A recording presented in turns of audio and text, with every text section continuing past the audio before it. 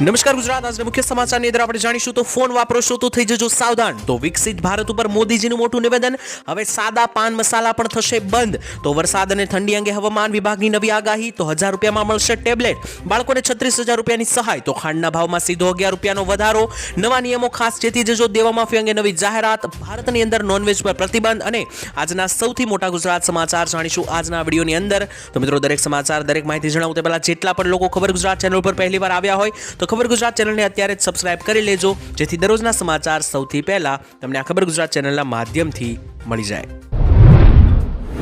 તો મિત્રો, આજના પ્રથમ સમાચાર વિશે વાત કરીએ તો વરસાદ અને ઠંડી અંગે ગુજરાતમાં નવી આગાહી હવામાન ખાતા દ્વારા કરવામાં આવી છે. આપણે મિત્રો જણાવી દઈએ તો અંબાલાલ પટેલ, પરેશ ગોસ્વામી જેવા નિષ્ણાંતો અવારનવાર લગાતાર વરસાદ અને માવઠાની આગાહી કરી રહ્યા છે. ત્યારે હવામાન વિભાગ તરફથી મોટી આગાહી કરીને લોકોને હાશકારો આપવામાં આવ્યો છે. હવામાન વિભાગે મિત્રો આગામી દિવસોમાં ગુજરાતના તાપમાનને લઈને મોટી જાહેરાત કરી છે અને જણાવ્યું છે કે તાપમાનમાં મોટો ફેરફાર થવાની સંભાવના છે, જેમાં મિત્રો ધીમે ધીમે હવે દિવસોની અંદર ઠંડીનો એક નવો રાઉન્ડ આવશે. ઠંડીની તીવ્રતા વધશે.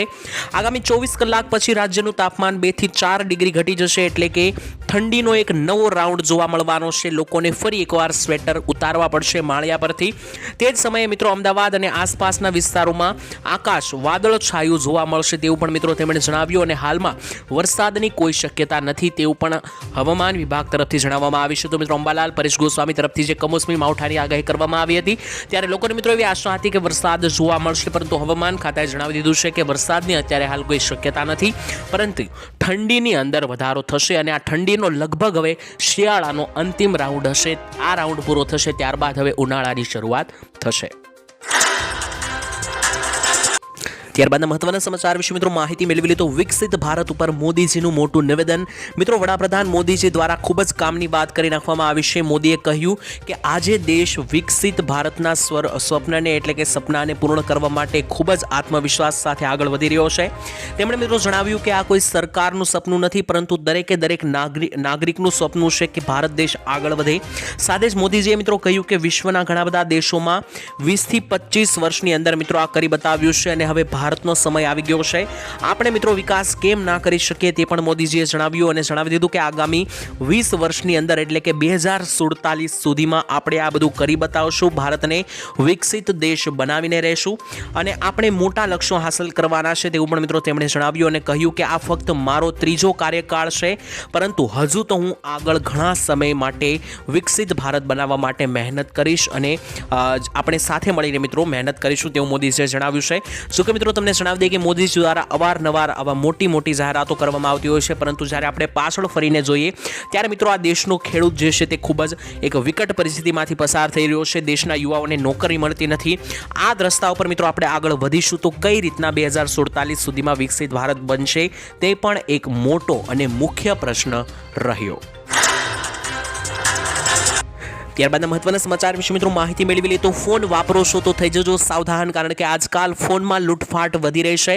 મિત્રો, પહેલા જે રીતના ચોર રસ્તા ઉપરથી ચોરી કરતા હતા, હવે આજના સમયની સાથે ટેકનોલોજીનો સમય આવ્યો તો ફોન હવે રસ્તા ઉપરથી બદલે ફોનની અંદર મિત્રો ઓનલાઈન લૂંટફાટ ચાલી રહી છે, જેને એક શબ્દ આપવામાં આવ્યો છે સાયબર ફ્રોડ કહેવામાં આવે છે તેને. સૌથી પહેલા તો મિત્રો જો તમે ફોન વાપરો છો તો આ 5 બાબતોનું ધ્યાન રાખજો. સૌથી પહેલી બાબત એ છે કે સોશિયલ મીડિયા ઉપર વ્યક્તિગત માહિતી પોસ્ટ કરવી નહીં, એટલે કે ઘણા બધા ફોટા મૂકતા હોય છે લોકો ઓનલાઈન સોશિયલ મીડિયા ઉપર, તો તેમાં મિત્રો તમારી પોતાની જે કોઈ પર્સનલ માહિતી હોય તે જાહેર કરવી નહીં. બીજી સૌથી મોટી જાહેરાત એ કે મિત્રો માત્ર સત્તાવાર સ્ત્રોતનો જ ઉપયોગ કરવો, એટલે કે મિત્રો ઘણી વખત તમે જે છે તે ગૂગલની અંદર કોઈ પણ વેબસાઇટ ખોલતા હોય છો તો માત્ર ને માત્ર જે સત્તાવાર અને સિક્યોર વેબસાઇટ હોય છે તે જ ઓપન કરવી. નહીતર જો કોઈ તમે આડી આવડી મિત્રો હેકિંગ બાજુની વેબસાઇટ હશે તે ક્લિક કરશો તો ત્યાં મિત્રો સ્કેમિંગ પણ થઈ શકે. ત્રીજી મિત્રો એ ધ્યાન રાખવું કે મેસેજ દ્વારા મળેલી લિંક ઉપર ક્લિક કરવું નહીં. ઘણી વખત મિત્રો એવા મેસેજ કરવામાં આવતા હોય છે કે 50,000 રૂપિયાનું ઇનામ તમે જીત્યા છો અને ઇનામ મેળવવા માટે આ લિંક ઉપર ક્લિક કરો. તેવી લિંક ઉપર મિત્રો તમે એક લાલચમાં ક્લિક કરો છો, ત્યારબાદ તમારા બેંકમાં રહેલા પૈસા લૂંટફાટ થઈ શકે, તો તેનાથી બચીને રહેવું.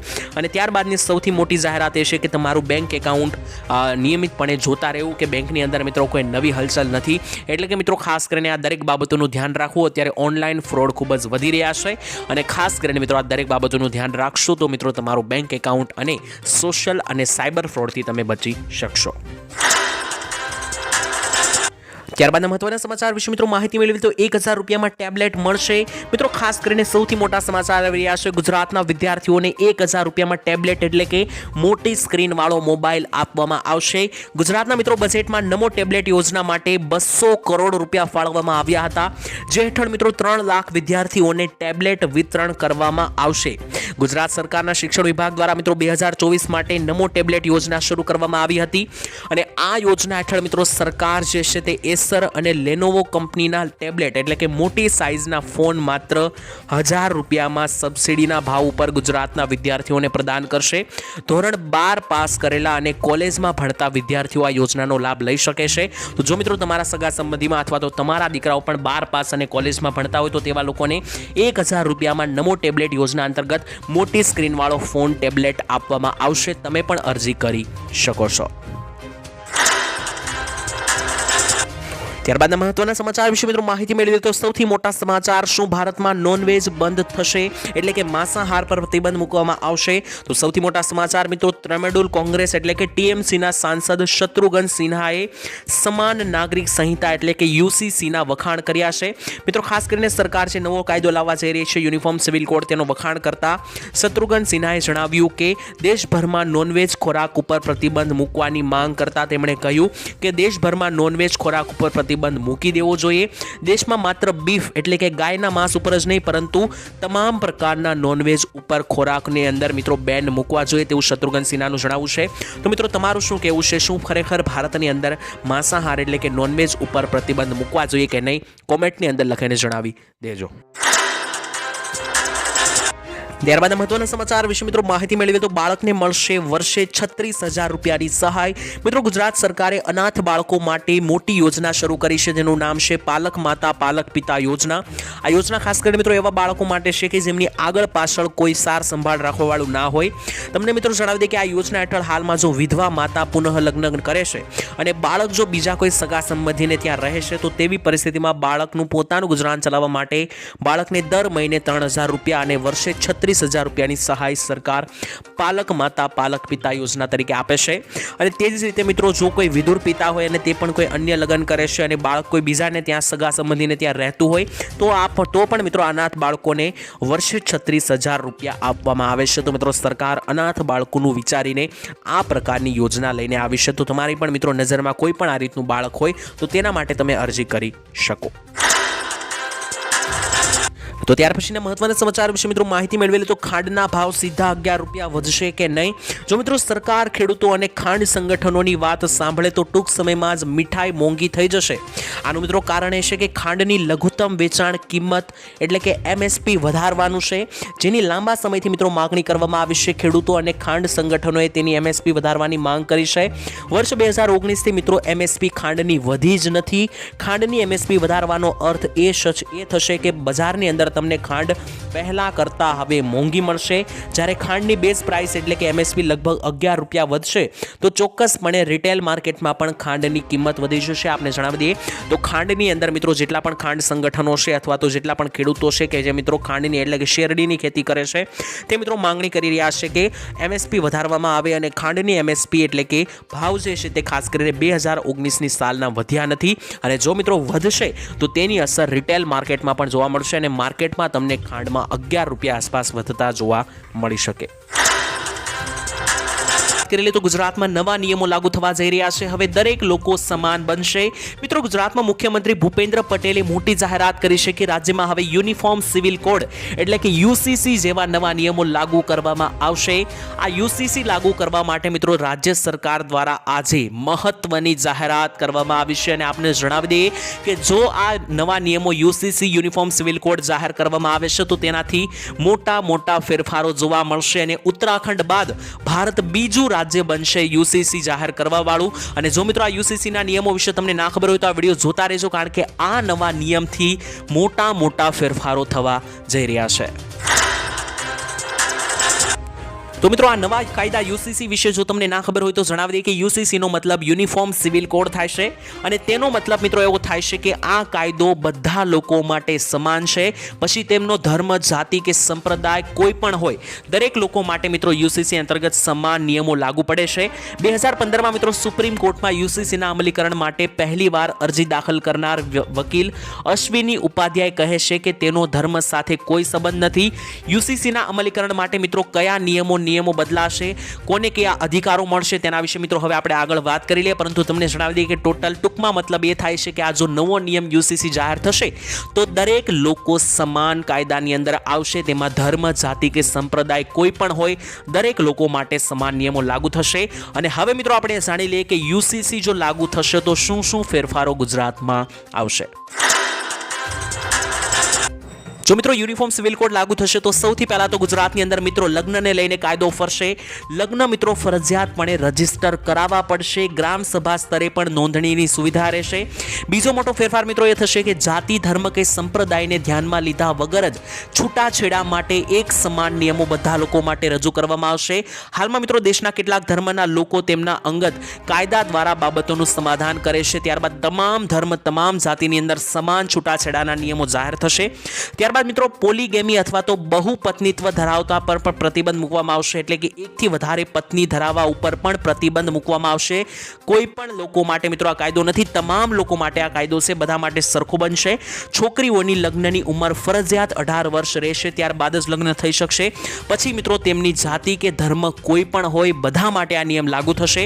ત્યારબાદના ફેરફાર વિશે વાત કરીએ તો બધા ધર્મોમાં બાળકોને દત્તક લેવાનો અધિકાર હશે, પરંતુ બીજા ધર્મના બાળકોને તમે દત્તક નહીં લઈ શકો. અને મિત્રો અંતિમ ફેરફાર વિશે વાત કરીએ તો એ થશે કે દીકરીઓને પણ દીકરા જેટલો જ વારસામાં હિસ્સો મળશે. તો મિત્રો આ તમામ ફેરફારો થશે જો ગુજરાતની અંદર યુનિફોર્મ સિવિલ કોડ લાગુ કરવામાં આવશે. તમે મિત્રો શું કહેવો છો કે આ નવા નિયમો, આ યુનિફોર્મ સિવિલ કોડ જે છે તે જાહેર કરવા જોઈએ કે નહીં, ગુજરાતમાં તેનો અમલ કરવો જોઈએ કે નહીં, કોમેન્ટની અંદર લખીને જણાવી દેજો. તો ત્યાર પછીના મહત્વના સમાચાર વિશે મિત્રો માહિતી મેળવી લે તો હવે સાદા પાન મસાલા ઉપર પણ પ્રતિબંધ લગાવવામાં આવશે. આપણે મિત્રો જણાવી દઈએ તો ઝારખંડ સરકાર દ્વારા એક મોટો નિર્ણય લેવામાં આવ્યો છે. ત્યાંની સરકારે મિત્રો આરોગ્ય મંત્રી ઇરફાન અંસારીએ મંગળવારે એક મોટું નિવેદન આપતા જણાવ્યું કે બુધવારથી સમગ્ર રાજ્યમાં સાદા પાન મસાલા વેચાણ ઉપર પ્રતિબંધ લાદવામાં આવશે. હવે મિત્રો રાજ્યમાં ક્યાંય પણ સાદા પાન મસાલા વેચાશે નહીં. ઝારખંડની અંદર મિત્રો 2023 સુધી ગુટખા ઉપર પ્રતિબંધ હતું, પરંતુ છેલ્લા એક વર્ષથી તેનું વેચાણ થઈ રહ્યું છે. તેમણે મિત્રો જણાવ્યું કે સાદા મસાલાના નામે પણ તમાકુ વેચાઈ રહી છે, જેથી હવે બુધવારથી એટલે કે તારીખ 5 ફેબ્રુઆરી 2025 થી સાદા પાન ઉપર પણ પ્રતિબંધ મૂકવામાં આવશે, તે ઝારખંડ સરકારે જણાવ્યું. ગુજરાત સરકારની મિત્રો વાત કરીએ તો ગુજરાતની અંદર પણ સપ્ટેમ્બર 2025 સુધી તમાકુ અને ગુટખા ઉપર સરકારે પ્રતિબંધ મૂકેલો છે. છતાં પણ મિત્રો ગુજરાતમાં જઈને કોઈ જાતનો કોઈને ડર ના હોય તેવી રીતના ખુલ્લેઆમ મિત્રો આ વસ્તુઓ વેચાઈ રહી છે. તો મિત્રો તમારું શું કહેવું છે, ખરેખર આવા જે વ્યસન વાળા મિત્રો પદાર્થો છે, તમાકુ, ગુટખા, તે મિત્રો બંધ કરવા જોઈએ કે નહીં, કોમેન્ટમાં લખીને જણાવી દેજો. ત્યારબાદના મહત્વના સમાચાર વિશે મિત્રો માહિતી મેળવી લે તો વર્ષ 2025ના ચોમાસાને લઈને મોટી જાહેરાત કરવામાં આવી છે. મિત્રો હવે લગભગ ઉનાળાની શરૂઆત થવા જઈ રહી છે, ત્યારે આ વર્ષનું ચોમાસું કેવું જશે, ખેડૂતોને કેવી રાહત મળશે તેના વિશે વાત કરીએ તો હવામાનના જાણકાર પરેશભાઈ ગોસ્વામીએ પોતાના સોશિયલ મીડિયા ઉપર આપેલી આગાહીમાં જણાવ્યું છે કે આવનારું વર્ષ એટલે કે આ 2025નું આવનારું ચોમાસું જે છે તે ખેડૂતો માટે ખૂબ જ સારું રહેવાનું છે. 2025નું ચોમાસું મિત્રો વર્ષ 2024ની જેમ વહેલું શરૂ નહીં થાય, એટલે કે મિત્રો 2024ની અંદર જે છે તે ચોમાસું 10 જૂન આસપાસ શરૂ થઈ ચૂક્યું હતું, પરંતુ આ વખતે 14 દિવસ મોડું શરૂ થશે અને 24 જૂન આસપાસ આ વર્ષે 2025માં ચોમાસું શરૂ થશે તેવી પરેશભાઈ જાહેરાત કરી છે.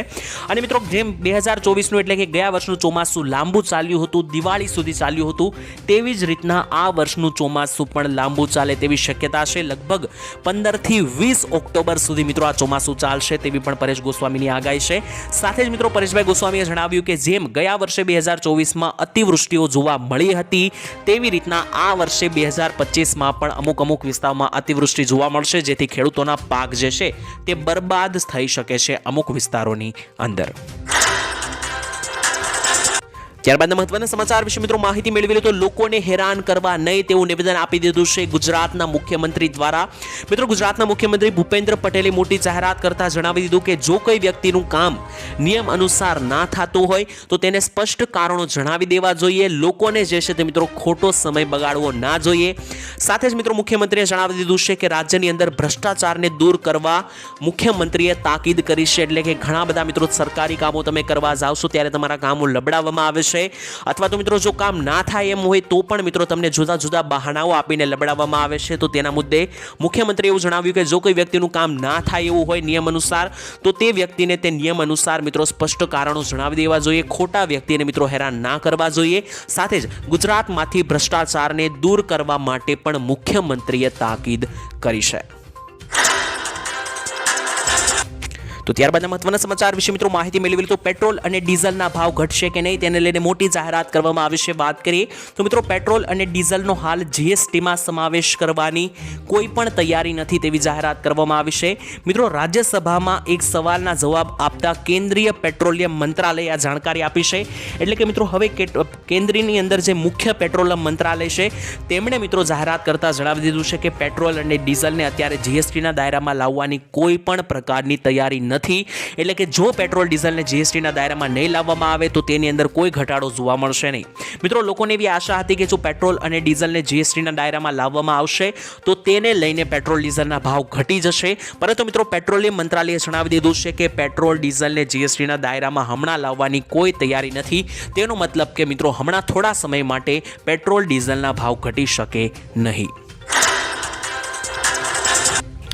તો ત્યાર પછીના મહત્વના સમાચાર વિશે મિત્રો માહિતી મેળવી લો તો દેવા માફી અંગે નવી માહિતી આવી રહી છે. મિત્રો અવારનવાર દેવા માફીના સમાચારો પસાર થઈ રહ્યા હોય છે ત્યારે નવી માહિતી શું છે તેના વિશે વાત કરીએ તો દેવા માફ કરવાને લઈને સરકાર અને ખેડૂત આગેવાનો વચ્ચે ફરી એકવાર મામલો ગરમાયો છે. આ વર્ષે મિત્રો કમોસમી વરસાદ ખૂબ જ જોવા મળ્યા અને બજારમાં મંદીને કારણે ખેડૂતોને ભારે નુકસાન આ વખતે ગયું છે અને ખેડૂતો પાસે મિત્રો પહેલાના આગલા વર્ષના દેવાના પૈસા ભરવાના પણ રકમ નથી. ત્યારે આ વર્ષે મિત્રો ખૂબ જ નુકસાન જવાથી ખેડૂતોને દેવા જે છે તે ડબલ થઈ ચૂક્યા છે. ત્યારે મિત્રો ખેડૂતો જે છે તે સરકાર પાસેથી એક જ માંગ કરી રહ્યા છે કે ખેડૂતોના દેવા માફ કરવામાં આવે. જ્યારે છેલ્લા 15 વર્ષમાં દરેક રાજ્યોની અંદર દેવા માફ થયા છે. મોટા ભાગના ઘણા બધા રાજ્યોની અંદર છેલ્લા 2 વર્ષમાં પણ મિત્રો તેલંગાણા એવા રાજ્યોની અંદર 2 લાખ રૂપિયા ખેડૂતોની લોન માફ દેવા માફ થઈ છે.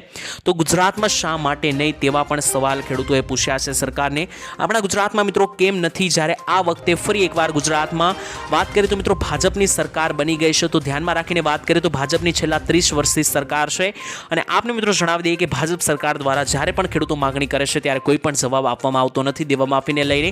અને મિત્રો એક સર્વે એવો પણ થયો હતો કે જો અન્ય રાજ્યોની જેમ ગુજરાતમાં પણ જો 2 લાખ રૂપિયાને દેવા માફી કરવામાં આવે તો 90% જેટલા ખેડૂતો દેવાના ચુંગાલમાંથી બહાર આવી જાય તેમ છે. તો મિત્રો તેલંગાણા ઝારખંડ જેવા રાજ્યોની અંદર 2 લાખ રૂપિયાની લોન માફ થઈ છે. જો ગુજરાતમાં પણ કરી આપે તો 90% જેટલા લોકો જે છે તે પોતાનું જીવન આરામથી જીવી શકે. 90% જેટલા ખેડૂતો લોનમાંથી બહાર આવી જશે. ત્યારબાદ મહત્વના સમાચાર વિશે મિત્રો માહિતી મેળવી તો રેશન કાર્ડના ઈ-કેવાયસી શા માટે જરૂરી છે તેને લઈને મોટા સમાચાર આવી રહ્યા છે. મિત્રો આપને જણાવી દઈએ કે અત્યારે દરેક જગ્યાએ રેશન કાર્ડના ઈ-કેવાયસીને લઈને વાતો ચાલી રહી છે. તો આ શા માટે કરવું જરૂરિયાત છે તમને સૌથી પહેલા જણાવી દઈએ તો જેટલા પણ લોકો ગેસની બોટલ એટલે કે ગેસ સિલિન્ડર અને ગેસ લાઇન વાપરે છે તો ગેસ સિલિન્ડર અને ગેસ લાઇનમાં રેશન કાર્ડ ઈ-કેવાયસી વગર ગેસ લાઇન બંધ થવાની છે. સાથે જ સરકારની દરેક યોજનામાં રેશન કાર્ડ ફરજિયાત છે. તો રેશન કાર્ડ વગર લાભ મળશે નહીં. તો ઈ-કેવાયસી કરાવી લેજો. તેની સાથે તમારે જો આવકનો દાખલો કઢાવવો હોય તો પણ રેશન કાર્ડ ફરજિયાત છે. સાથે જ બાળકને શાળામાં એડમિશન અપાવવું હોય આરટી યોજનામાં તો પણ મિત્રો રાશન કાર્ડ ફરજિયાત છે. તેની સાથે વિધવા સહાય, વૃદ્ધ સહાય, વિદ્યાર્થીઓની સરકારી સ્કોલરશિપ એટલે કે શિષ્યવૃત્તિ, તેની સાથે આયુષ્માન કાર્ડ કઢાવવામાં પણ રેશન કાર્ડ ફરજિયાત છે. તો મિત્રો આ દરેક વસ્તુઓમાં રેશન કાર્ડ જે છે તે એક પ્રાથમિક પ્રૂફ ગણવામાં આવે છે. તો તેનું ઈ-કેવાયસી તમારે ફટાફટ વહેલી તકે પતાવી લેવું જોઈએ તેવું મિત્રો સરકારનું કહેવું છે, જેથી આ દરેક કામ જે છે તે મિત્રો તમારા અટકે નહીં.